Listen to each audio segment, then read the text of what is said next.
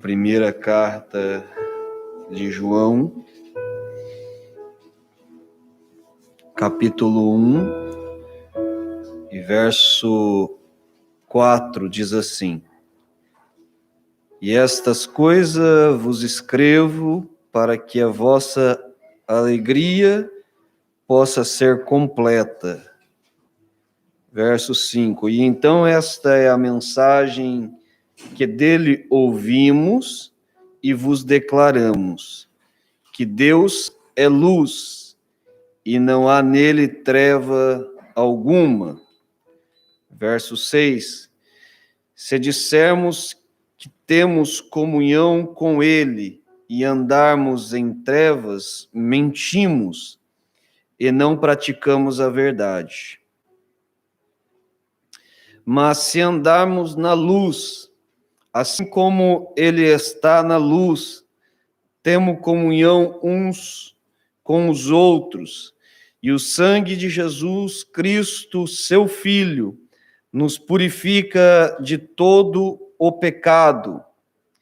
Se dissermos que não temos nenhum pecado, enganamos a nós mesmos, e a verdade não está em nós. Se confessarmos o nosso pecado, ele é fiel e justo para perdoar os pecados e nos purificar de toda injustiça. Se dissermos que não pecamos, fazemo-lo um mentiroso, e a sua verdade não está em nós. Capítulo 2, verso 1. Meus filhinhos, estas coisas vos escrevo para que não pequeis.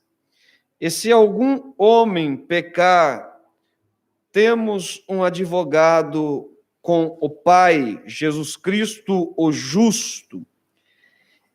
E ele é a propiciação pelo nosso pecado, e não pelo nosso apenas, mas também pelo pecado de todo mundo.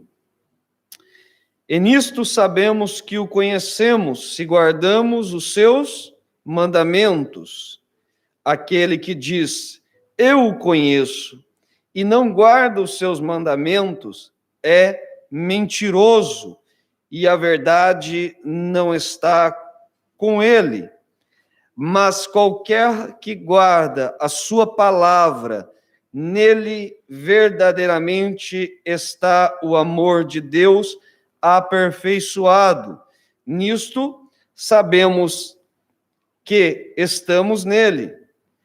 Aquele que diz que está nele, deve ele mesmo andar de maneira como ele andou. Amém? Até aqui. Glória a Deus. Amém? É um texto bem conhecido da igreja e um texto muito citado por cada um de nós, porque nós pegamos o que agrada desse texto e aplicamos na nossa vida. Amém? É tão gostoso ouvir, né, irmãos, que Jesus Cristo, aqui, ele perdoa, né, o sangue dele nos purifica de nossos pecados. É tão gostoso ouvir que se nós pecarmos, nós temos um advogado fiel para com o Pai, né, Jesus Cristo, o justo. Quando nós lemos esse texto, a gente se alegra, né, irmãos? Só que o texto nunca pode ser tirado do seu contexto. O texto nunca pode ser tirado do seu contexto. Por quê? Porque a Bíblia vai dizer no verso que nós lemos aqui, 4, que João escreve estas coisas para que a nossa alegria fosse completa.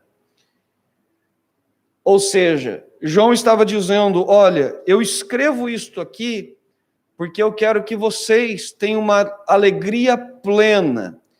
Só que para que vocês tenham uma alegria plena, já no versículo de número 5, ele vai dizer que a mensagem que ele ouviu e que ele declara, a mensagem que eles aprenderam de Jesus, enquanto Jesus estava ensinando eles durante esse período que Jesus estava na terra.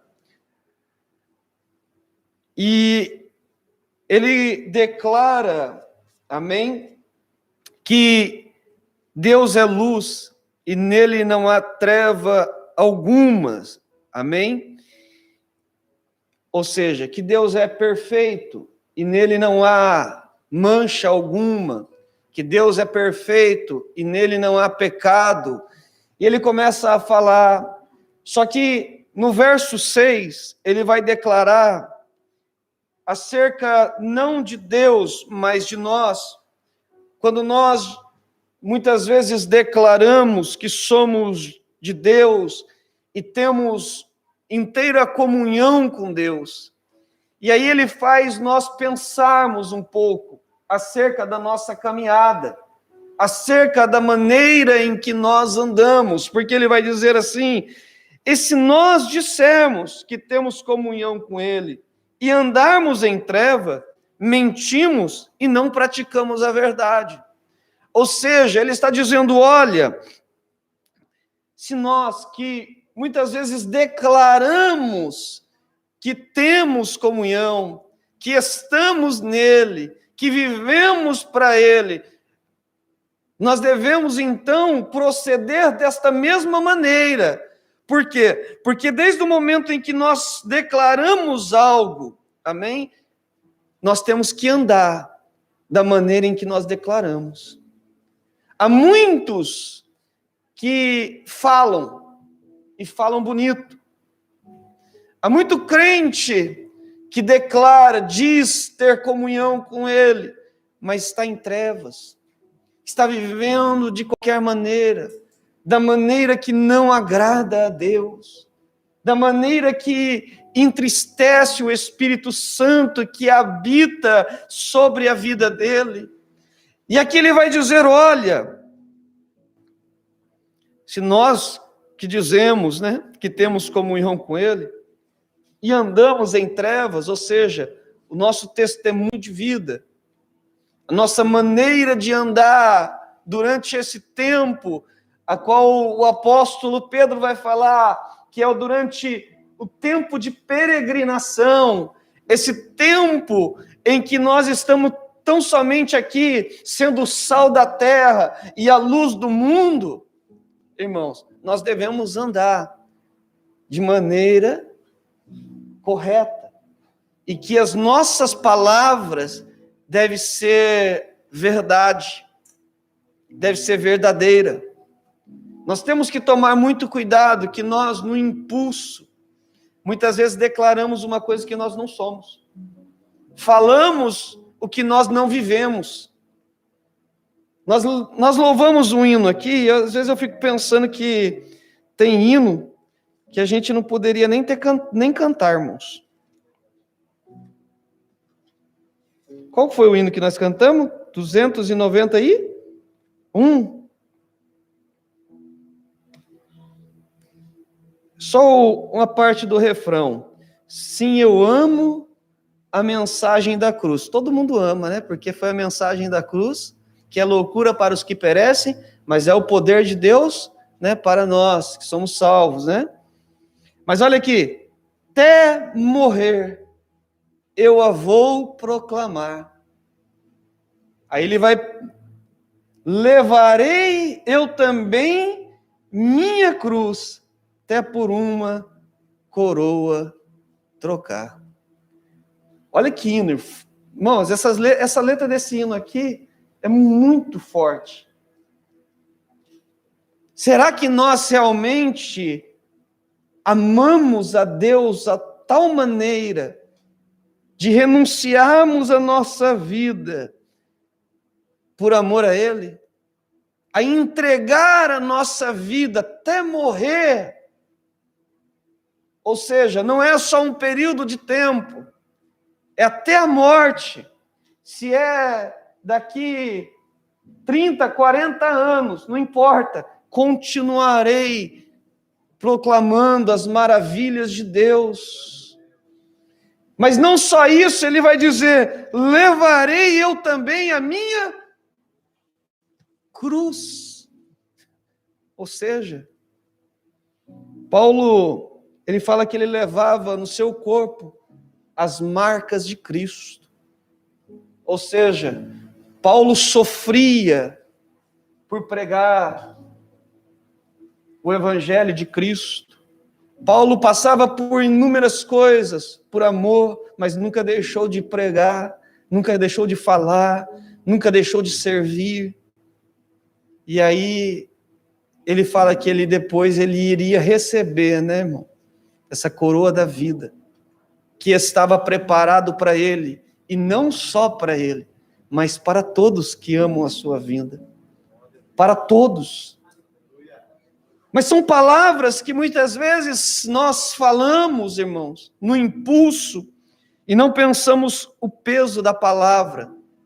Eu falo que a palavra tem peso, irmão. Eu sempre costumo dizer à minha esposa que nós devemos tomar muito cuidado com o que nós falamos.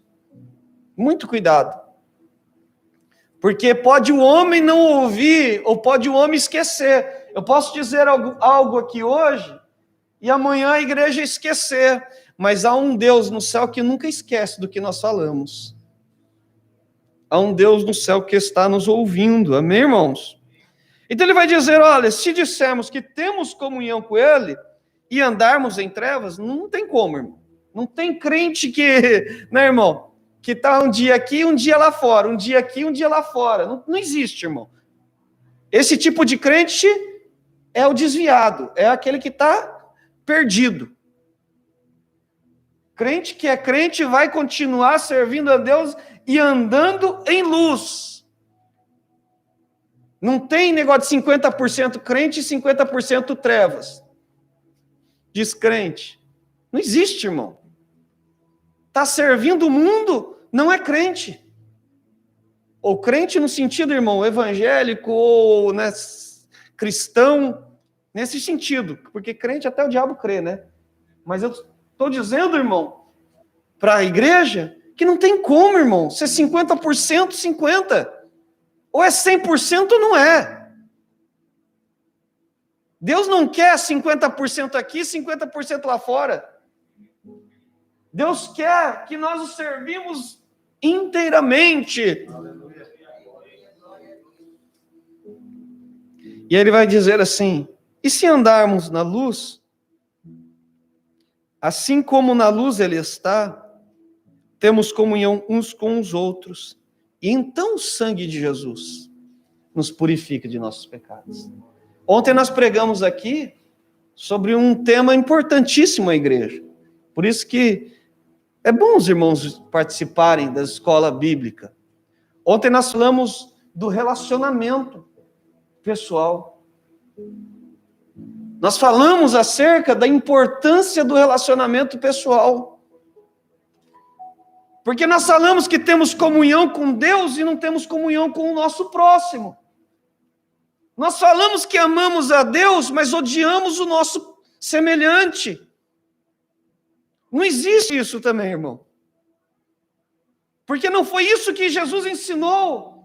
Quando perguntaram para ele, qual é o maior mandamento da lei? Ele disse, qual é? Amar a Deus. E qual é o segundo? Amar o teu próximo. Quando nós amamos a Deus, nós conseguimos amar o nosso próximo. Não tem como, irmãos,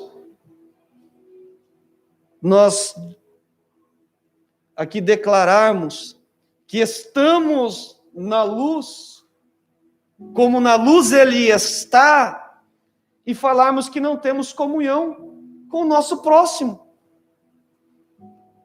Temos que ter comunhão. Hoje é uma noite de comunhão, irmãos.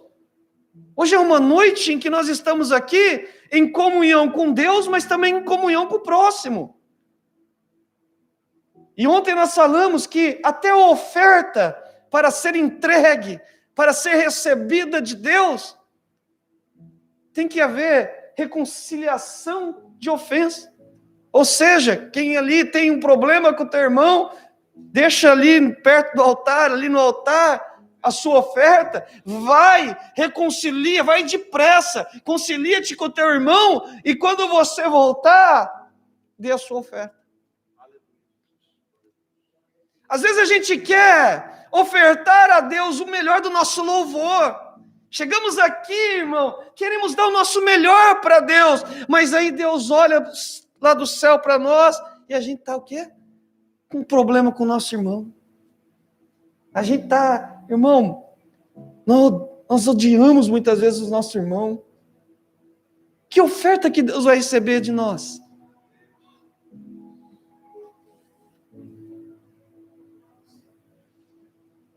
Se dissermos que estamos na luz, como na luz Ele está, temos comunhão uns com os outros. E aí Ele vai colocar, e o sangue de Jesus nos purifica de todos os nossos pecados, de todo o pecado. Ou seja, aí então, a partir daí, estamos andando na luz, estamos tendo comunhão, então os nossos pecados são perdoados. Nossos não, né? Não vou falar que é nosso, porque eu não vou tomar posse do pecado, não. O pecado que cometemos. Melhor dizer assim, né? Fica mais bonito, né? Falar o nosso pecado, parece que eu tenho um pecado de estimação. Não. Os pecados que cometemos. Amém? Já aprendi uma nova aqui agora. Não falo mais nos nossos pecados. Agora é o pecado que cometemos. Amém? Porque nós somos novas criaturas em Cristo Jesus. Somos novas criaturas em Cristo Jesus. As coisas velhas já se passaram e todas as coisas são novas. Amém? Então, para recebermos a purificação de nossos pecados, nós temos que andar na luz e devemos o quê? Ter comunhão com o nosso próximo. E aí ele vai dizer, verso 8, se dissermos que não temos nenhum pecado, enganamos a nós mesmos e a verdade não está em nós. Aqui é o reconhecimento, irmão. Quantos de nós reconhecemos que somos pecadores? Somos falhos, irmãos. Mas por quê? Porque o pecado entrou no mundo por causa de um homem, a Bíblia diz. E por causa deste homem, diz que todos foram feitos pecadores. Aí há um versículo que eu gosto de ler sempre quando Gênesis capítulo 5, para entender essa verdade. Amém, irmãos?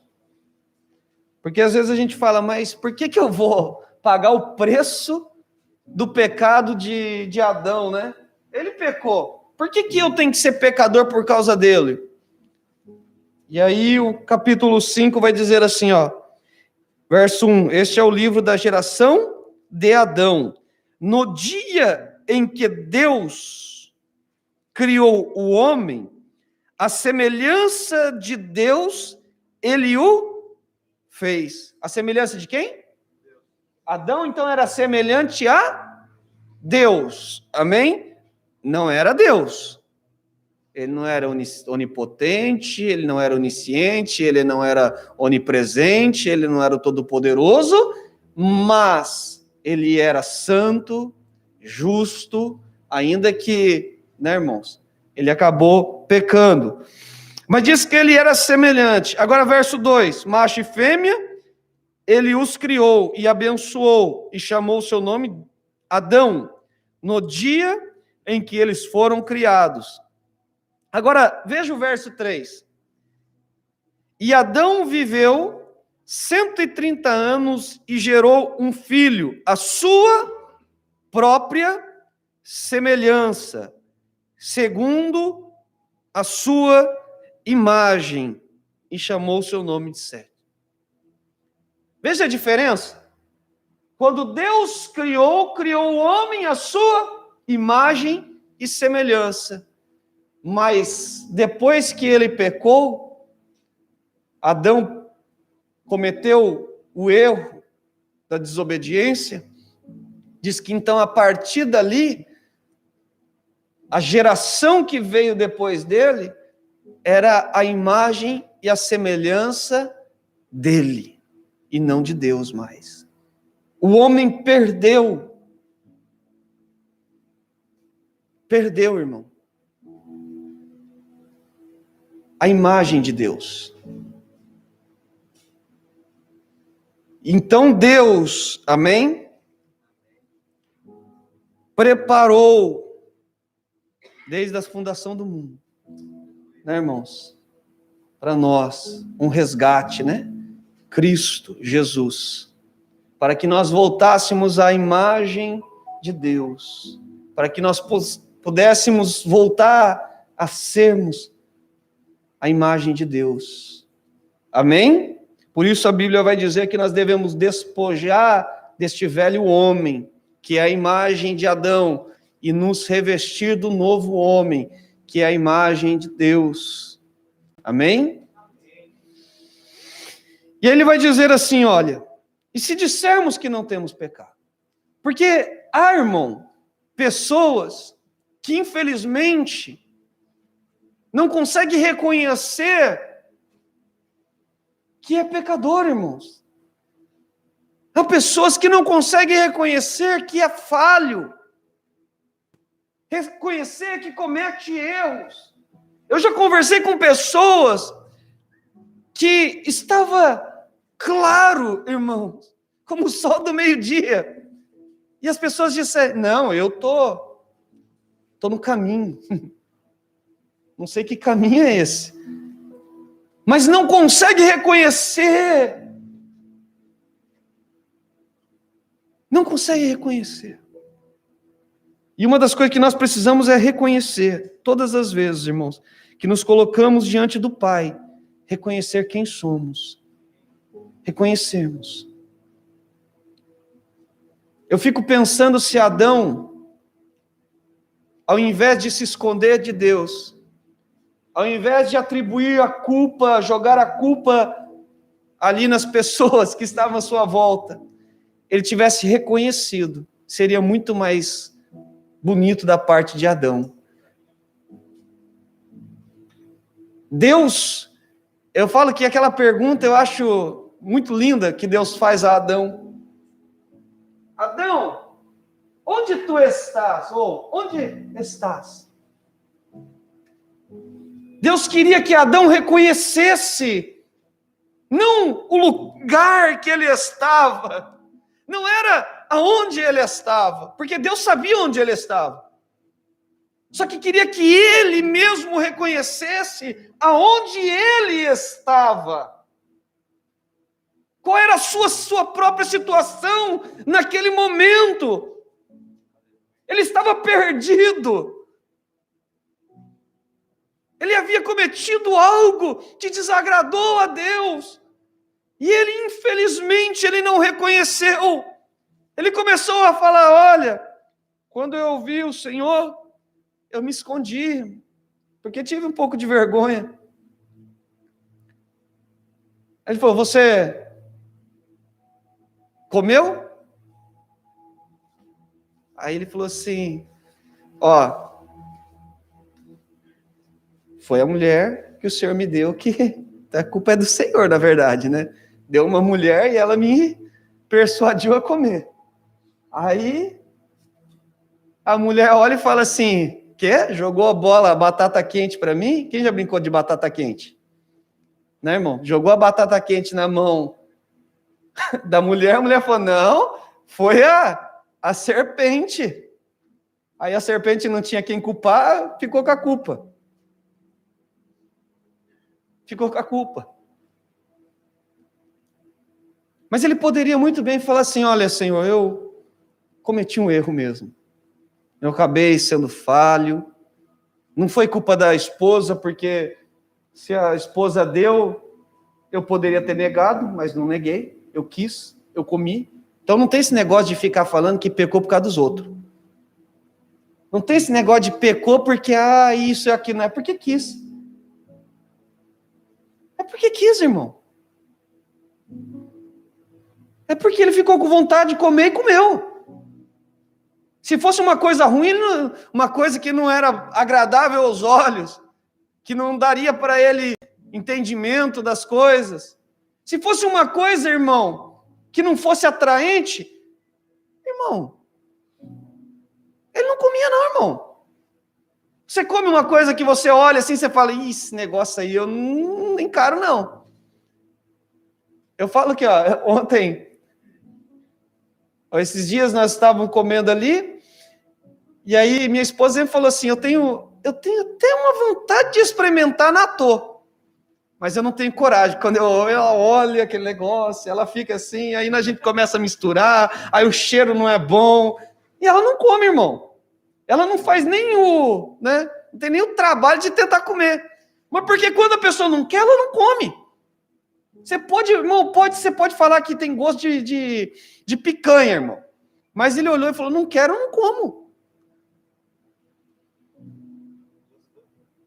É gostoso, eu gosto. Não tem gosto de picanha não, tá? Mas é gostoso, só que quando a gente não quer, a gente não faz. Vou trazer um exemplo meio bobo, mas eu vou levar mais...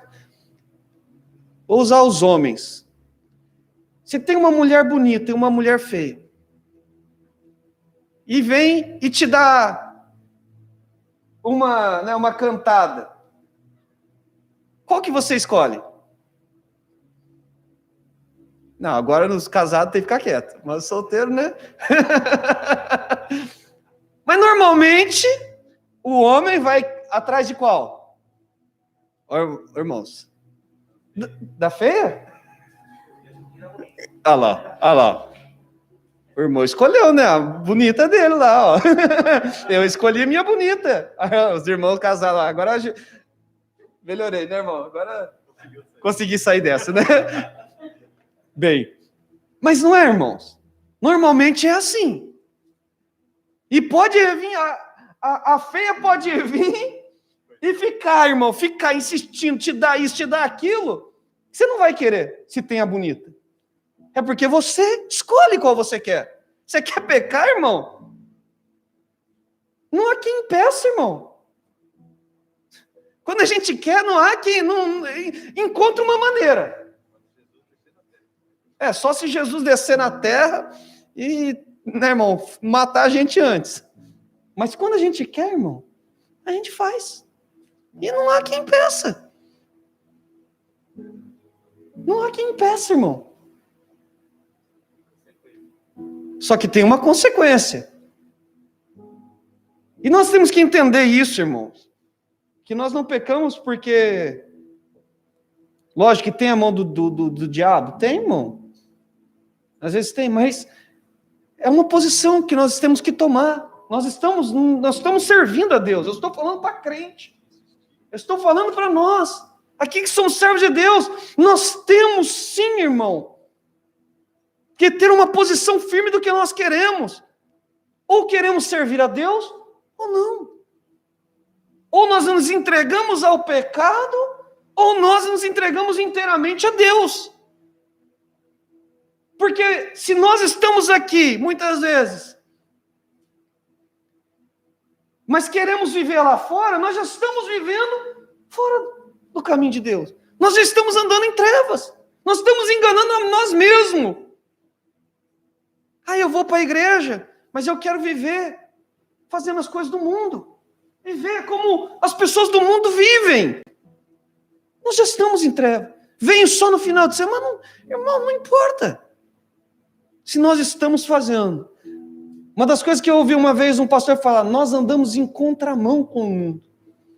O mundo está indo para uma direção, a gente está indo para outra. Remando contra a maré. É mais difícil, né, irmão?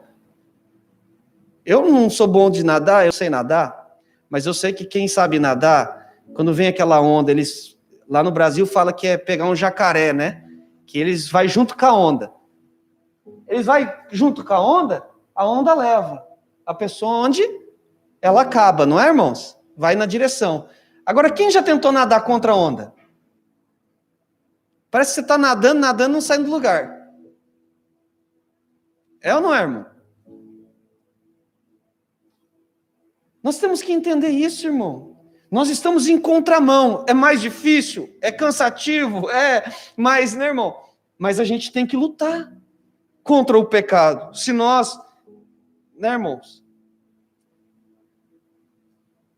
dissermos que não temos pecado, então que nossa vida possa confirmar isso, que as nossas palavras possam ser verdade. E aí ele fala, se confessarmos os nossos pecados, ele é fiel e justo para perdoar os pecados e nos purificar de toda injustiça. Agora ele vai dizer, olha, então você reconhece que você é pecador, você reconhece que você falha, você reconhece que você erra, você reconhece.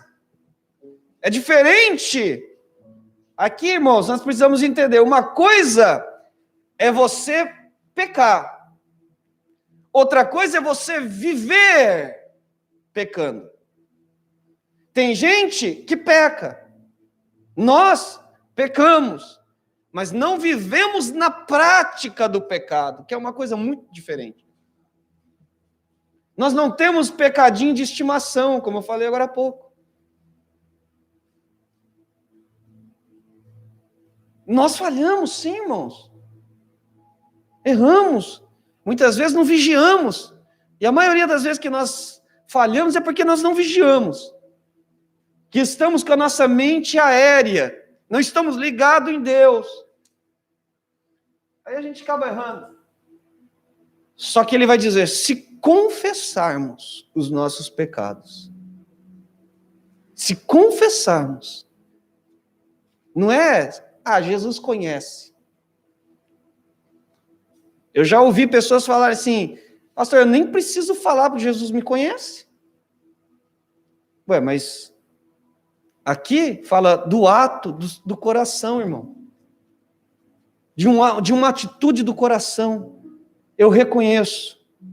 E eu chego diante de Deus. Eu falo, olha, Senhor, eu pequei. Eu falhei. Eu fiz algo que entristeceu o Teu Espírito Santo, que foi selado sobre a minha vida. Pai, me perdoa. Pai, eu reconheço, eu preciso do Teu perdão, eu preciso da Tua misericórdia. Reconhecer, irmãos, o quanto somos falhos e pecadores. É chegar diante de Deus em oração e falar, Pai, eu pequei. Em Apocalipse, capítulo 2, vai falar da igreja de Éfeso. E a igreja de Éfeso estava, irmãos, ela tinha perdido o primeiro amor, ela tinha deixado o primeiro amor. E aí, Deus vai falar, eu vou ler esse versículo, versículo 5 do capítulo 2. Ele vai dizer assim, olha, o que Deus fala para a igreja. Lembra-te, portanto, de onde caíste, e arrepende-te, e faz as primeiras obras, senão virei rapidamente, removerei o teu candelabro de seu lugar, se não te arrependeres. Aí eu me lembro, quando eu leio esse texto, não tem como eu não lembrar daquele jovem que escolheu sair da casa do pai e viver uma vida dissoluta.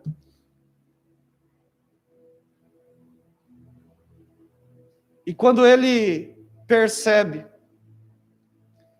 O que fez aquele jovem voltar à casa do pai, muitos falam que foi a comida dos porcos, né? Que ele olhava a comida do porco, queria comer, mas não davam para ele. Não, foi ele lembrar de como na casa do pai ele tinha de tudo. Como na casa do pai ele era bem tratado. Ele começa a olhar para o seu passado e ele começa a lembrar do amor do pai, do cuidado do pai. Aí fala, olha, lá na casa de meu pai, até os servos lá são bem tratados. A comida do porcos era a situação que ele estava. Era, irmãos, era o fundo do poço e ainda estava escavando mais um pouco. Ele já não... Ele olha para aquela situação que ele está vivendo, mas ele lembra aonde foi que ele errou. Ele lembra. E aí qual é a palavra que ele fala? Olha, eu vou voltar para a casa de meu pai, só que tem uma coisa. Quando eu chegar lá, eu vou dizer, pequei contra o céu e contra o Senhor. Eu vou reconhecendo já com um coração que reconheceu os seus erros, e eu vou confessar o meu erro diante do meu pai. E aí quando ele chega lá, o pai chega, abraça ele, mas no coração dele, ele já havia confessado, ele já havia falado o que ele iria fazer. A importância de nós declararmos, irmãos, de nós falarmos os nossos erros. Não é para os outros, é para Deus. Não é para quem não pode resolver o teu problema, é para Deus. É para Deus que nós temos que falar. Agora, tem pecado que se você tiver que confessar diante da igreja, tem que confessar, irmão.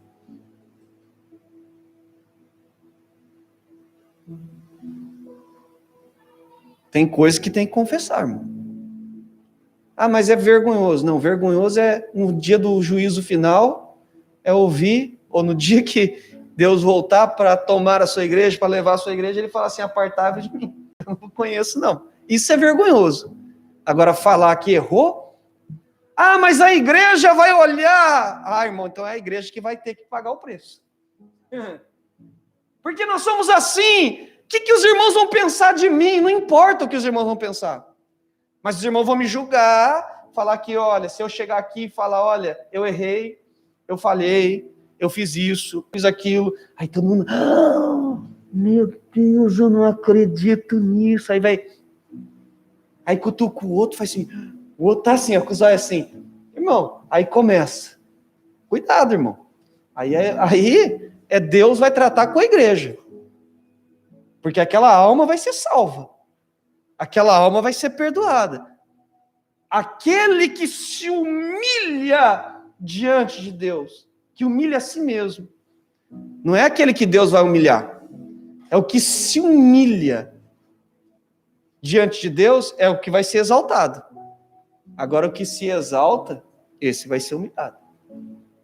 Aquele que se acha perfeito, lembra de um texto a qual teve um batia no seu peito e dizia, eu não sou como aquele ali, ó. Pecador, falho, isso, aquilo. Não, eu não. Mas estava lá o homem lá, ajoelhado, falando, nem conseguia olhar para o céu. Mas estava dizendo o quê? Eu sou tudo isso que ele falou mesmo. Eu reconheço quem eu sou. Quem Deus ali, irmãos, exaltou? Exaltou não para se achar que é alguma coisa, mas para mostrar que quem se humilha diante de Deus, Deus, ele o exalta. Mas aquele que se exaltar diante de Deus será humilhado. A igreja não tem que olhar com o olhar de de julgamento. Tá, irmãos? Olhar com olhar de julgamento, não. Pelo contrário, a igreja é aquela que estende a mão para o caído e ajuda. Amém? Mas não pode esconder os pecados, não, irmão. Amém? Não pode esconder pecado, não. De Deus e nem, irmão, lembra o que fez o povo de Israel perder batalhas? Deus estava na frente das batalhas com Josué. Mas teve uma cidadezinha insignificante que botou eles para correr. Por quê? Por quê? Os irmãos lembram? Os irmãos leram já o livro de Josué? Vai falar por causa do pecado de um homem. O pecado de Acã. Às vezes, muitas coisas não acontecem dentro da igreja porque há pecados encobertos. Mas a Bíblia vai dizer que não há nada que vai ficar encoberto, que não seja revelado. Deus vai revelar. Então é bom se consertar antes. Do que Deus falar, não é melhor a gente mesmo tomar a iniciativa? Não estou aqui, irmãos, assustando os irmãos, não. Mas é a Bíblia. Do que Deus ter que usar uma pessoa para falar, apontar o dedo, para falar do pecado encoberto, não é mais fácil, irmão? Não é chegar e falar, eu sou pecador mesmo, eu sou falho, eu confesso os meus erros, e eu quero deixar, peço à igreja oração, para que a igreja me ajude em oração, para que eu possa estar me levantando. Ô, glória! Não é assim, irmão? Que coisa linda! Que coisa linda! Mas vamos lá. Agora, tem uma coisa mais grave. Uma coisa mais grave. Olha o que ele vai dizer aqui. Verso 10. Se dissermos que não temos pecado, se insistimos que não temos, que não somos, aí ele vai dizer o quê? Então nós estamos fazendo de Deus um mentiroso.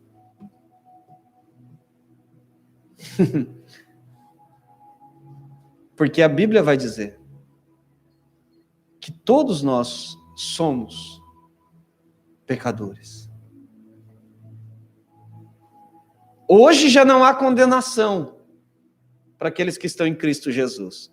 Hoje nós somos justificados diante de Deus por causa da morte de Cristo. Mas nós não podemos dizer que mesmo assim nós não temos pecados. Nós não podemos dizer que somos santos na mesma altura que Deus, que não peca mais. Não. Nós vivemos uma vida santa, mas ainda, infelizmente, enquanto estamos nessa carcaça aqui, irmão, nós cometemos erros. Cometemos erros. E ele vai dizer, capítulo 2, verso 1. Meus filhinhos, escrevo estas coisas vos escrevo, para que não pequeis. Para que não pequeis. A palavra de Deus,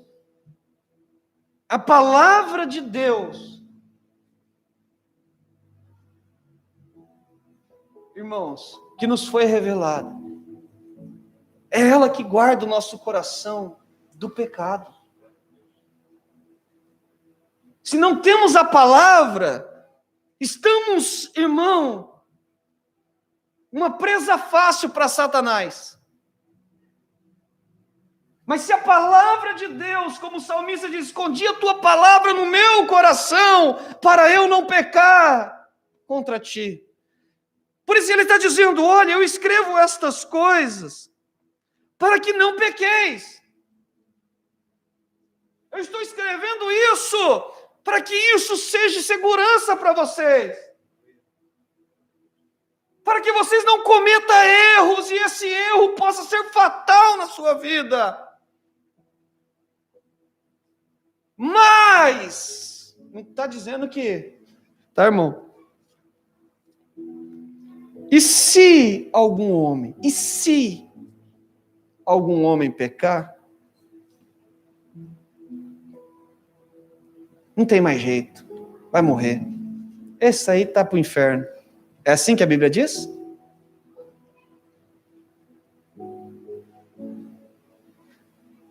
A Bíblia não diz que se nós pecarmos, acabou. Só se nós blasfemarmos contra o Espírito Santo. Aí, irmão, não tem mais perdão. A Bíblia fala que, olha, falou do Pai, Deus perdoa. Falou do Filho, perdoa. Mas falou do Espírito Santo, porque é o Espírito Santo que nos mostra. E se falar, blasfemar contra o Espírito Santo, fala que não há perdão. É a Bíblia que está dizendo. Não há perdão. Mas se nós cometermos, por um vacilo nosso, há perdão para a nossa vida. Mas, pastor, e aqueles que saíram da igreja?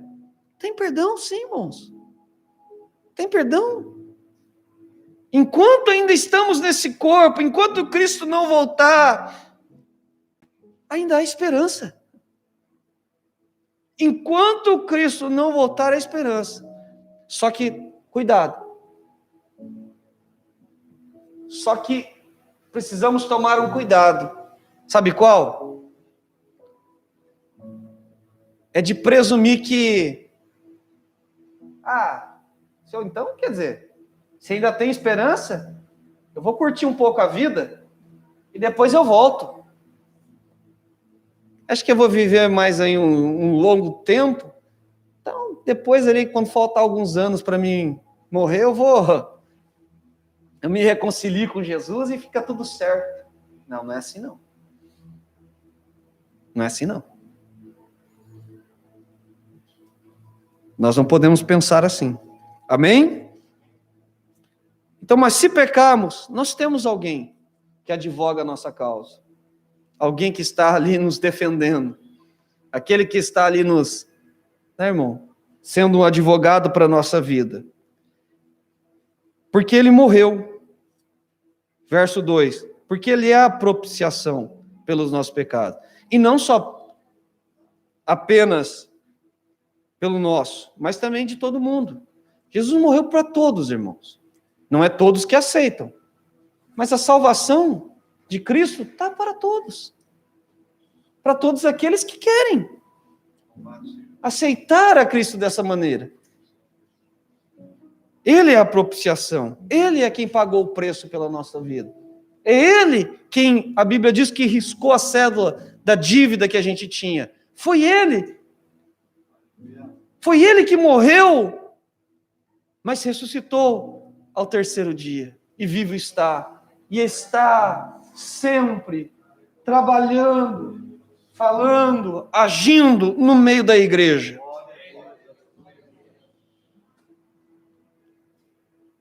Verso 3. Nisto sabemos que o conhecemos, se guardamos os seus mandamentos.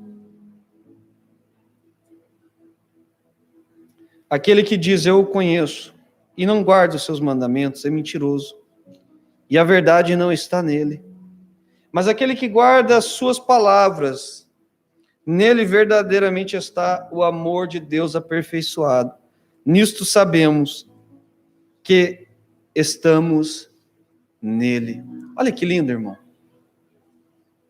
Olha que lindo isso. Você quer saber se nós estamos nele? Se nós o conhecemos? É se nós guardamos os seus mandamentos, a sua palavra nas nossas vidas. É a palavra de Deus que vai dizer se nós estamos nele ou não. É a palavra de Deus que vai dizer se nós conhecemos ele ou não. Aí você fala assim, mas como assim? Porque é a palavra de Deus que revela a Deus. Você quer conhecer a Deus? Está aqui, ó. Mas, pastor, o meu Deus é tão assim, pequeno, que coube dentro de um livro, uma coleção de livros. Não, isso aqui é só um pouquinho do que Deus é. E às vezes esse pouquinho aqui ainda muita gente não consegue compreender ele. Sim ou não, irmãos? Às vezes tem coisa que é difícil de compreender. Às vezes a nossa mente, ela é tão pequena que nem aquilo que está escrito aqui a gente consegue compreender. E às vezes a gente, irmãos, despreza a palavra de Deus. Não lemos a palavra de Deus. Não meditamos, não estudamos. E falamos que estamos ou que nós o conhecemos. Aí, irmãos, eu fico me perguntando, nós o conhecemos verdadeiramente? Nós o conhecemos, irmão? Eu falei uma vez aqui que cada um pinta um quadro de Deus na sua vida, no seu coração. Por que eu falo isso, irmãos? Porque, às vezes, o Deus que eu aqui ouvi, que li e que aprendi, é um Deus soberano, um Deus maravilhoso, um Deus de amor. Só que vai ter outro que vai olhar e vai falar assim, o meu Deus também é soberano, ele também é maravilhoso. Aí ele vai falar, mas o meu Deus também é amor, mas ele é justiça, é juízo. Só que tem gente que não quer o Deus justo. Ele quer o Deus amor. Né, irmãos? Aí um outro vai falar assim, mas o meu Deus, o quadro que tem é aquele Deus abençoador. Aquele que provém todas as coisas que nós precisamos. Vai ter outro que não.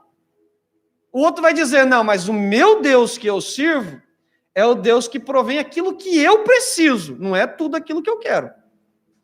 Aí vai ter um outro que vai falar assim, não, mas o meu Deus não. Meu Deus não está preocupado com isso. E ficar mimando eu. Meu Deus é o Deus que ele está preocupado com a minha alma. Só isso. Aí cada um tem uma visão. E aí acaba tendo confronto. Sim ou não, irmãos? Você vê muitas vezes as pessoas um confrontando o outro, por quê? Porque um acha que o Deus que ele leu na Bíblia é o Deus que abençoa ele em todas as áreas, e o outro fala, não, é só naquilo que eu preciso. Aí o outro vai falar, não, mas Deus não tem. Para que Deus vai ficar se preocupando com isso? Aí começa a discussão. Começa uma discussão.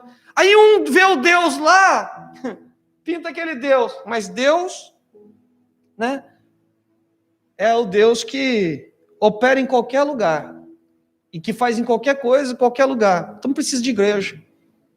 Pintou o Deus que, por quê? Porque não habita no templo feito por mãos humanas. Aí tem um outro grupo que vai falar assim, mas Deus estabeleceu a igreja para que tal. Aí começa o confronto, porque cada um está pintando um Deus, irmãos. E não está entendendo quem é esse Deus. Quando ele fala, eu sou, irmãos, ele não está se limitando a uma coisa. Quando Moisés perguntou, quem é esse? Quem é o Deus? Como que eu vou falar o seu nome? Aí ele fala, o eu sou, diga que o eu sou enviou a vós. O eu sou, mas quem que é o eu sou? Normalmente você vai falar, eu, né, o presidente, eu, o ministro, eu não sei o que lá. Aí você sabe quem é. Mas se chegar e falar assim, olha, o eu sou enviou a vós. Quem é este?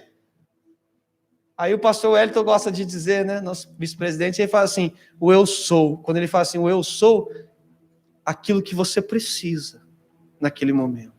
Você precisa de um libertador? Eu sou. Você precisa de um milagre, de uma cura? Eu sou a cura. Você precisa de paz para o teu coração? Eu sou a paz que você precisa. Eu preciso de segurança. Eu sou o refúgio, a fortaleza. Eu sou o socorro bem presente no meio da angústia. Eu preciso de um bom pastor, ele diz: eu sou o bom pastor. Mas eu preciso de um caminho, eu preciso entender o caminho que eu vou trilhar. Ele fala: eu sou o caminho. Mas eu preciso de vida, eu sou a vida. Eu sou. O eu sou, irmãos, se revela aqui, ó, para nós.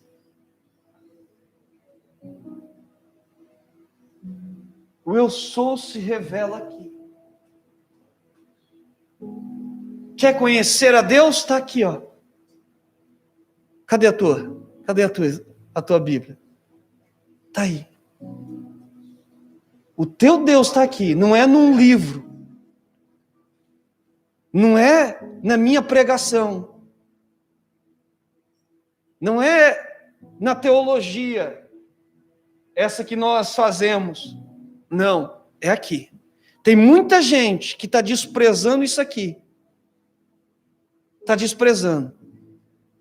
Em uma certa feita da minha vida, eu, no afã de fazer o curso de teologia, eu comecei a deixar a Bíblia de lado e comecei a só ler todos os dias, 2 horas, estudando a teologia. Tem Bíblia? Tem, mas a gente não pode. Tem versículos bíblicos? Tem explicação? Tem, mas nós não podemos deixar de lado isso aqui, ó. Nós não podemos deixar de lado a Bíblia. Devemos lê-la, devemos estudá-la. E uma das coisas que nós aprendemos até na teologia, que a Bíblia explica ela mesma. Nós não precisamos. Tem outros meios? Tem. Tem outros recursos? Tem. É bênção? É bênção. Mas são estudos de homens. São coisas de homens. Homens de Deus? Pode ser. Outros não. Tem erros? Tem erros. Tem falha? Tem falha. Porque homem, muitas vezes, erra. Mas a Bíblia não erra. O Espírito Santo que habita na nossa vida não erra. O Espírito Santo que habita na nossa vida, ele revela a palavra como ela é. Tem muita gente, muitas vezes, pregando estudo bíblico, que está nota de rodapé. Toma cuidado. Vai ver se isso mesmo. Eu já vi nota de rodapé errado. Falando coisas que a Bíblia não diz. Eu já vi. Eu tenho uma Bíblia que eu comprei e que era muito conceituada. Eu fui ler uma nota de rodapé uma vez e eu falei: mas isso aqui não está certo, não. Eu, na minha pequenez de conhecimento, eu li aquilo lá e eu falei: não, mas isso aqui, a Bíblia não diz isso. Cuidado. Depois de algum tempo, houve muitos críticos que não sabia, já havia se levantado falando sobre esses assuntos dessa Bíblia. Cuidado, irmão. Nota de rodapé. Não é Bíblia. É estudo de homens. É estudo de homens. A Bíblia é isso aqui, ó, que você tem na mão e que é a palavra de Deus, que você pode abrir em qualquer uma. Todas elas são iguais. Pode mudar uma palavrinha ou outra, versões diferentes, mas a Bíblia são todas iguais. O conteúdo dela são iguais. Bíblia. E para encerrar. Verso 6. Aquele que diz que está nele, deve ele mesmo andar da maneira como ele andou. Ou, aquele que diz que está nele, também deve andar como ele andou. Ele quem? Jesus. O exemplo maior para as nossas vidas é Jesus. Não que eu estou dizendo que o homem não pode ser um exemplo para a nossa vida. Tem muitos homens de Deus que são exemplo para nós. Mas o exemplo maior é Jesus Cristo.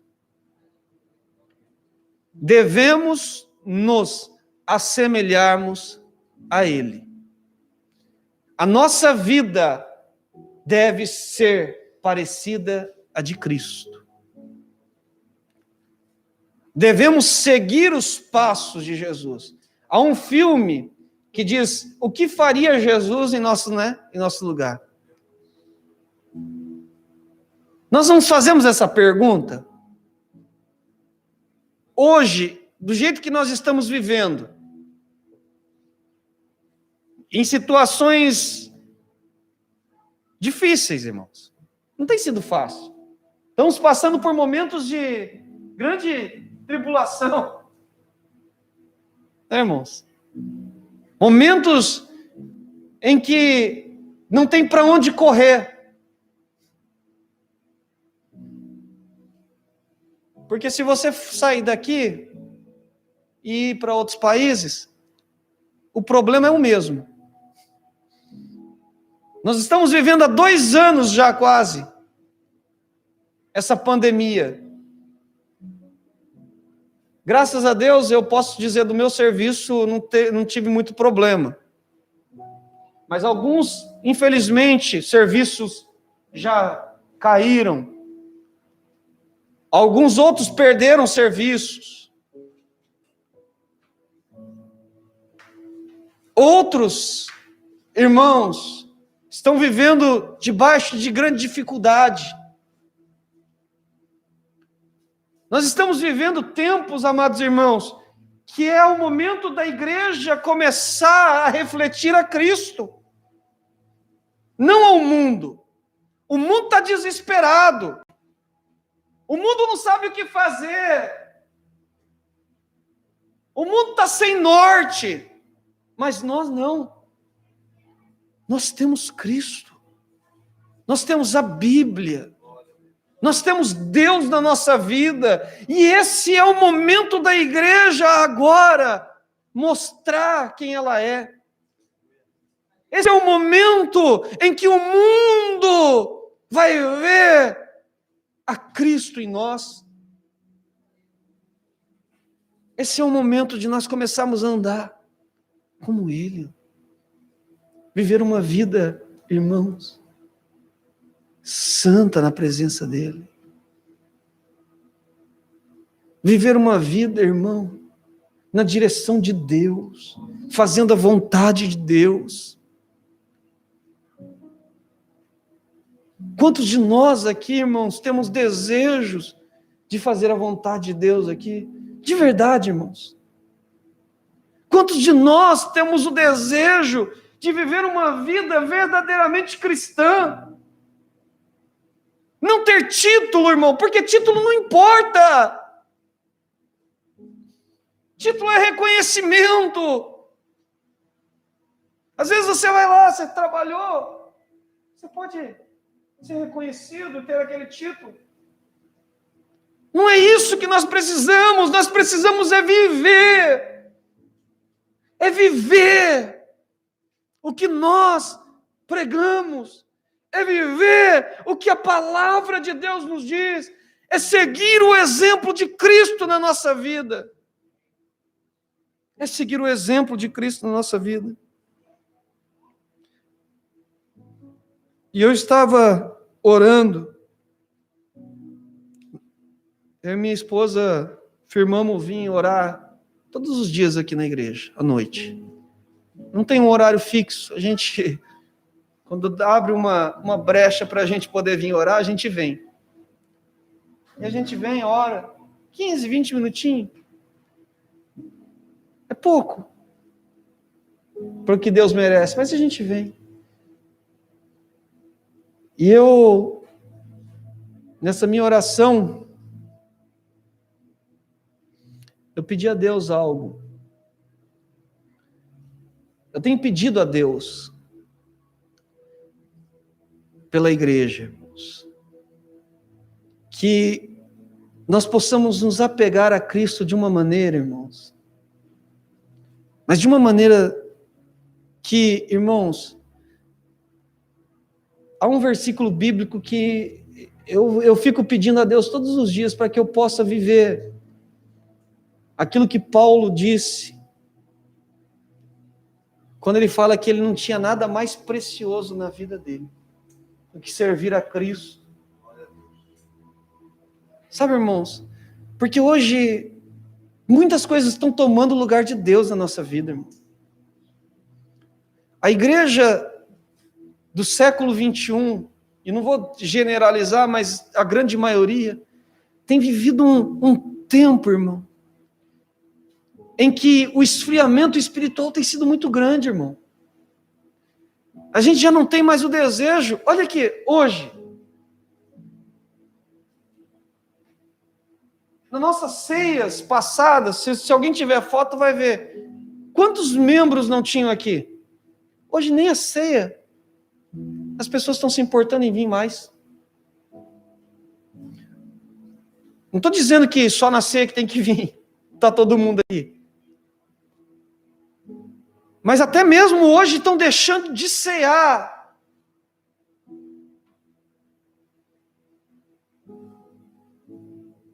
Porque já não tem mais valor. Já não sabe qual é o valor disso aqui. Isso aqui não é só um mero ritual que nós fazemos todo primeiro sábado do mês. Não é isso não, irmãos. Isso aqui tem, além do valor simbólico, né, irmãos, que tem o valor simbólico, mas o valor espiritual. Irmãos, e as pessoas hoje não entendem. Qualquer coisa, hoje, está tirando crente da igreja. Qualquer coisa tira crente da igreja hoje.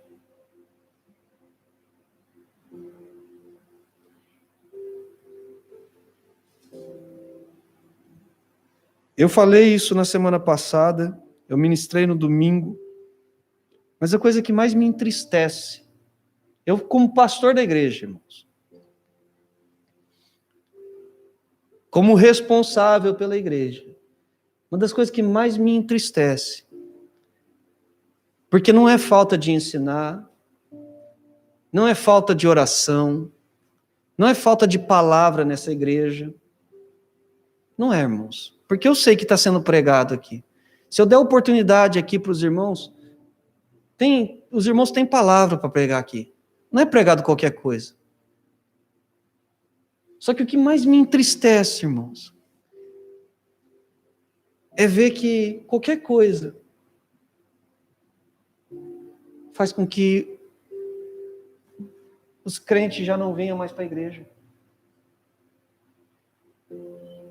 O que mais me entristece é ver que já não há mais amor, aquele primeiro amor da igreja. Sabe aquele primeiro amor que você não vê a hora de chegar no final de semana para estar cultuando a Deus? De chegar na igreja e orar a Deus. E eu vou puxar um pouquinho a orelha agora, irmãos, e os irmãos me perdoem, mas eu preciso falar isso aqui, e não é desabafo. Não é desabafo. Outrora estávamos aqui 1 hora antes do culto, de joelho, foi diminuindo para 30. Hoje,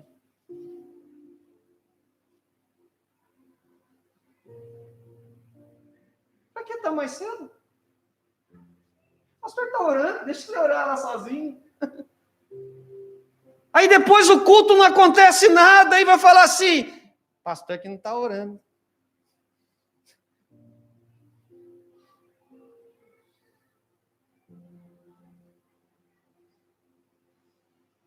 Irmãos, às vezes a gente não tem mais zelo pela casa de Deus.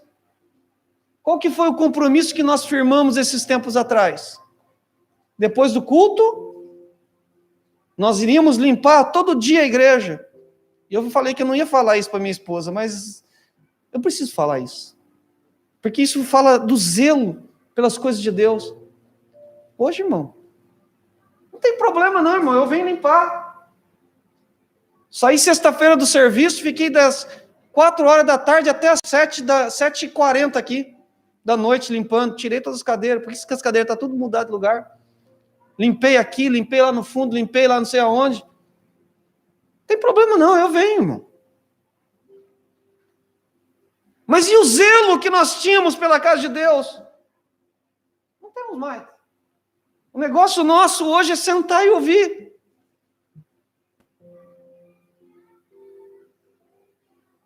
A gente não está preocupado, mas com nada. Ah, irmãos, mas pastor, por que o senhor está falando isso agora? Por que o senhor está falando isso? Porque tá isso que tem na Bíblia, irmão. O zelo pela casa de Deus.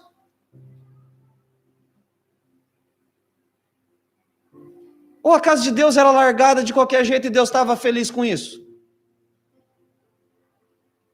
Não, irmãos. Hoje nós não estamos mais preocupados com nada. Nós estamos levando um cristianismo, irmão, a modo mais fácil. É sentar e ouvir. Só sentar e ouvir. Sentar e ouvir. Nós estamos vivendo tempos, irmãos. Faz uma autoanálise. Cada um da sua própria vida.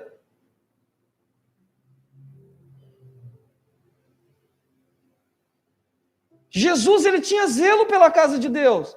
Quando ele viu bagunça na casa de Deus, ele botou todo mundo para correr. Jesus não queria nada, irmão. Não queria que a casa de Deus fosse de qualquer jeito. Jesus, irmão, tinha zelo.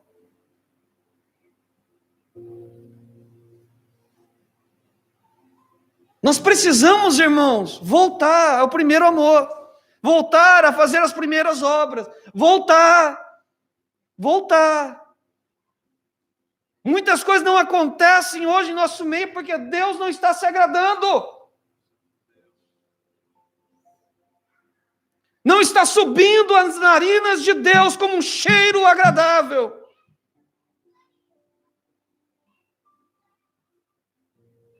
Infelizmente. E não é desabafo, não, irmãos. É verdade. Não quero que os irmãos fiquem chateados comigo, não.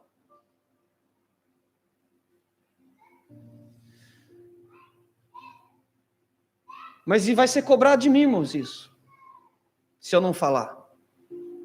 A minha esposa sempre está ali, ó, ela fica intercedendo por mim, para mim não falar. Porque eu sento com ela e converso. Tem dias que eu chego em casa, irmão, e meu coração fica apertado. E eu fico indignado com tudo que está acontecendo. E eu falo para ela, e ela fala, Marcelo, acho melhor você ficar quieto. Eu falo, tá, eu vou ficar quieto. Só que se eu omitir, se eu deixar de falar, Deus vai cobrar de mim.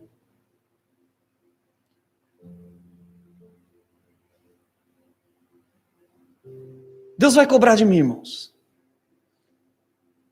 Eu já passei por situações que,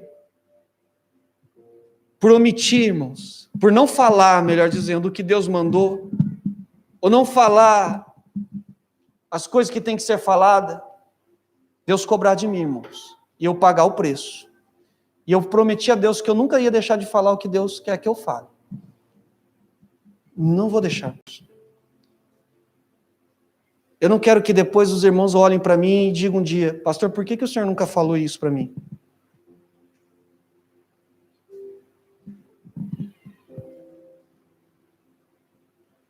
Por que o senhor nunca falou?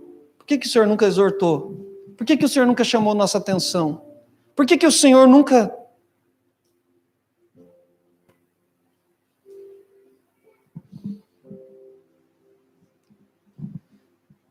Amém, irmãos? Eu sei que o final aqui estava fora do contexto, mas eu precisava falar isso, irmãos. Porque Este lugar, irmãos, apesar de ser só um tatemono, apesar de ser um lugar que, irmãos, não está tão bonito como Deus merecia. Porque eu acredito que Deus merecia uma coisa muito mais, né, irmão? Não porque os irmãos vão falar assim, mas o que isso tem a ver, pastor? Só que o cuidado, o zelo, para que o nome dele seja glorificado. E quando entra alguém, vai ajoelhar, vê sujeira no chão. Alguém visitante fala, que relaxa essa igreja. Vê as cadeiras, parece que passou um taifu aqui, irmão. E eu falo das crianças. Que depois do culto é aquele, né, irmão? É o taifu que passa por aqui. Mas viu a cadeira torta? Coloca no lugar, não custa nada. Enreta ele, dá uma olhadinha, tá bonito. Próximo culto, porque amanhã vai ter culto. Amanhã vai ter culto. E às vezes o tempo que nós estávamos aqui, poderíamos estar orando, às vezes eu e minha esposa estão arrumando as cadeiras, enretando as cadeiras. Minha esposa, às vezes na hora que está aí, os irmãos estão orando, não sei se os irmãos já percebeu, eu fico bravo com ela, que ela está passando aquele rolinho. Eu falo, vai atrapalhar a minha esposa. E ela vai perto dos irmãos mesmo, não está nem aí.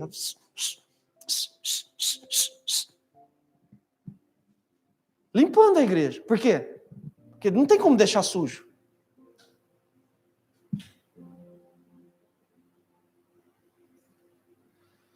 Zelo, irmãos. Cuidado. Ah, mas pastor, eu não sei. Não sabe? Então pergunta. Como fazer? O que fazer? Tem muita gente que para orientar, irmão. Pergunta para mim, pastor, mas o que eu posso fazer? Se você puder ajudar, colocou a cadeira no lugar ou fez alguma coisinha, não tem problema, é bênção. Pastor, mas eu posso vir um dia de semana aqui e limpar a igreja? Glória a Jesus, como que eu posso fazer, pastor? Eu deixo a chave. A pessoa vem, não tem problema não. Se eu puder vir, eu venho também. Não tem problema não, irmãos. Passa pelo menos um aspirador. Um rolinho. Quer passar um pano, igual esses dias eu fiz, tirei todas as cadeiras, passei um pano, depois arrumei todas as cadeiras. Também, limpei todos os chinelos, porque, a suripa, irmão, porque se eu olhar debaixo da sua suripa, tá limpinho agora. Tem alguns que não deu para limpar, mas a maioria eu limpei, irmão. Porque às vezes a suripa é jogada de qualquer jeito. Vem suripa para tudo quanto é lado, irmão. Só não tem suripa grudado no teto, porque não tem como. Acabou, coloca no lugar. Faz as coisas direito, irmão, na casa de Deus. Amém? Irmãos, eu estou dizendo isso, irmão, porque é o cuidado que nós temos que ter. Eu sei que está fora da pregação que eu estava ministrando, mas, irmãos, a gente tem que começar a rever um pouco a nossa vida cristã. Amém? Amém, igreja? Eu preguei a palavra, agora isso aqui é o bônus, é o sábios. Amém? Eu preguei a palavra, ninguém pode falar que eu não preguei a palavra. Eu terminei até onde Jesus, né? Nós devemos andar como Jesus andou. Daqui para frente é outra coisa. Mas vamos colocar de pé, que tem a ceia, e se deixar eu vou ficar falando até meia-noite. Amém? Mas o zelo, lembra dessa palavra.